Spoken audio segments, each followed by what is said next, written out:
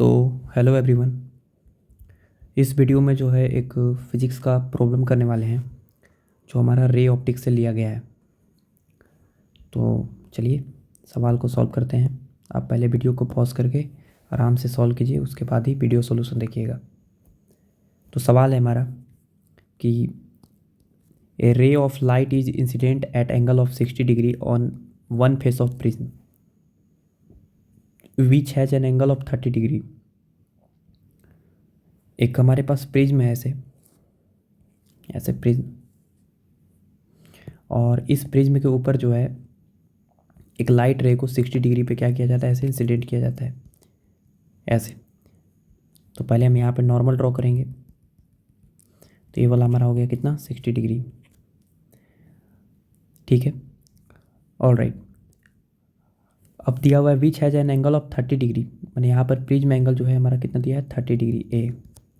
पहले हम प्रिज्म से रिलेटेड कुछ फार्मूला आपको बता देते हैं कि जो प्रिज्म होता है, जैसे मान लेते हैं यहाँ पर ऐसे कोई प्रिज्म है, ऐसे यहाँ पर ऐसे, यहाँ पर ऐसे कोई प्रिज्म है, ऐसे लाइट मान लेते हैं ऐसे गया, और मान लेते हैं कि यहाँ पर ऐसे नॉर्मल के साथ angle incidence I, angle of prism A, light रे ऐसे गया और टकरा के इधर चला गया, लाइट को जहाँ चाहिए था ऐसे, लेकिन क्या हो गया, इतना एंगल बेंड हो गया। This is called angle of deviation.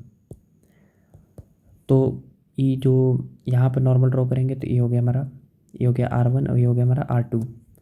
ठीक है, ये हो गया R1, ये वाला क्या है हमारा R1, और ये कितना है हमारा R2। ठीक है, तो ये जो एंगल ऑफ डेविएशन होता है डेल, वो होता है हमारे पास कितना, I प्लस ई और माइनस कितना कितना एंगल पे बाहर निकला, वो होता है हमारा A, sorry I plus E minus A. जहाँ I क्या है हमारा एंगल ऑफ इंसिडेंस, ई क्या है हमारा जो ई एंगल बाहर निकला ना, एंगल ऑफ इमरजेंस, और ये हमारा एंगल ऑफ प्रिज्म होता है। और साथ ही साथ angle of prism equal to होता है R1 प्लस R2। R1 जो है क्या है, angle of reflection on first surface, and R2 is angle of incidence on second surface. तो ये आपको याद होना चाहिए, सब प्रिज्म में आपको बेसिक चीज़ याद होना चाहिए। ठीक है, चलिए इसी पे बेस्ड हमारा सवाल है, चलिए सॉल्व करते हैं आराम से। देखिए एक लाइट रे यहाँ पे इंसिडेंट होता है, नॉर्मल ऐसे इंसिडेंट हुआ, तो लाइट रे जो है मान लेते हैं इसका रिफ्रैक्टिव इंडेक्स म्यू है। ठीक है ना। अब लाइट रे जो है वो को जाना चाहिए था ऐसे सीधा।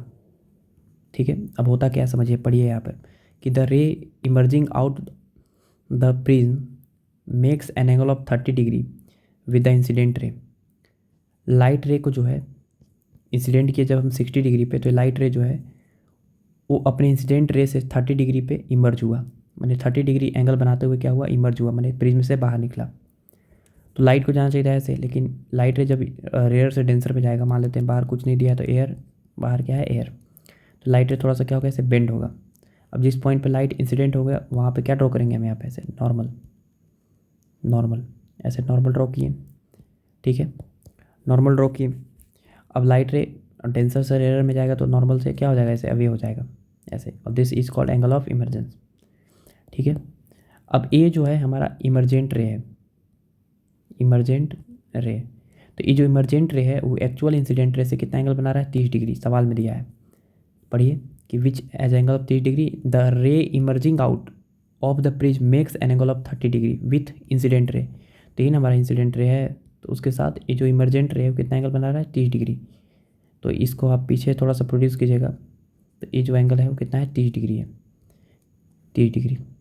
ठीक है, 30 डिग्री। तो ये तो एंगल ऑफ डेविएशन हो गया कि लाइट को जाना चाहिए था ऐसे सीधा, लेकिन इतना क्या हो गया, बेंड हो गया, ऐसे जा रहा है। तो ये एंगल ऑफ डेविएशन दिया हुआ है, उसका कहने का मतलब है 30 डिग्री। ठीक है, अब हमको क्या करना है सवाल में, पढ़िए। So that the emergent ray is perpendicular face through which it emerges.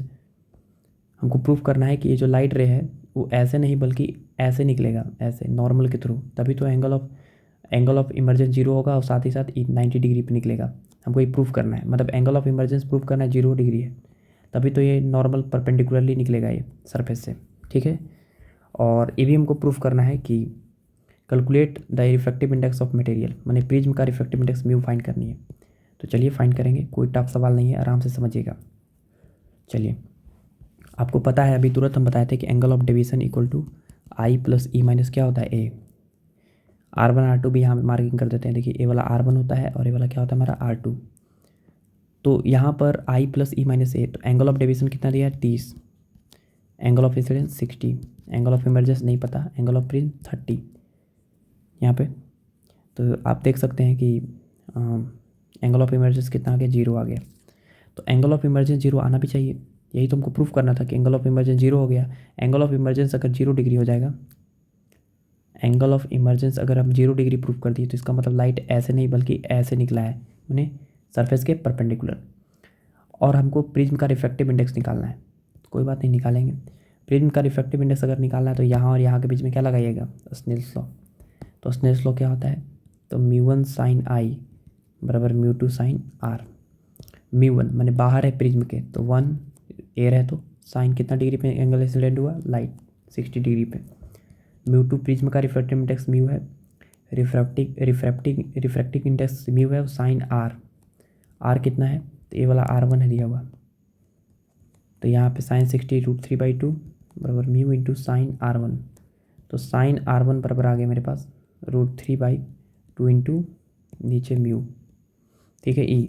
अब काश किसी तरह साइन R1 निकल जाए, मैंने एंगल R1 निकल जाए, ये R1 एंगल निकल जाएगा तो काम बन जाएगा। तो R1 निकालने के लिए एक और फार्मूला आप आपको बताए थे कि A बराबर होता है R1 plus R2। Angle of prism दिया है 30, R1 कितना दिया है, R1 दिया है R1 प्लस R2। अब काश ये R2 निकल जाता तो काम बन जाता, ये R2। तो R2 निकालना है तो कोई बड़ा बात नहीं है, अब यहाँ और यहाँ के बीच स्नेल्स लॉ लगाइए। तो μ1 साइन आई बराबर μ2 साइन आर, हम इस फेस पे स्नेल्स लॉ लगाए हैं। तो μ1 प्रिज्म से लाइट जा रहा है तो refractive index mu sign R1 कितना एंगल है R2 ना, R2 साइन R2 बराबर μ2 एयर में जा रहा है तो 1 इंटू साइन कितना 0, क्योंकि एंगल ऑफ इमर्जेंस कितना जी है 0 डिग्री। साइन 0 0 होता है तो यहाँ पे साइन R2 आ गया मेरे पास कितना 0, तो R2 बराबर 0 आ गया। मतलब ये जो एंगल है R2 उसका वैल्यू कितना है 0। मतलब लाइट रे जो है वो ऐसे ही इंसिडेंट हुआ है, ऐसे इसी के लाइन के लॉन्ग इंसिडेंट हुआ है, ठीक है। तभी तो R2 0 है। तो यहाँ पर साइन R2 0 है तो R1 कितना आ गया 30, R1 30 आ गया। तो यहाँ पर रखेंगे साइन 30 बराबर √3/2 म्यू। तो साइन 30 इज़ 1/2 और नीचे 2 कट जाएगा और म्यू का वैल्यू आ गया मेरे पास कितना √3, ठीक है। यही हमारा सवाल था। चलिए ऑल द बेस्ट।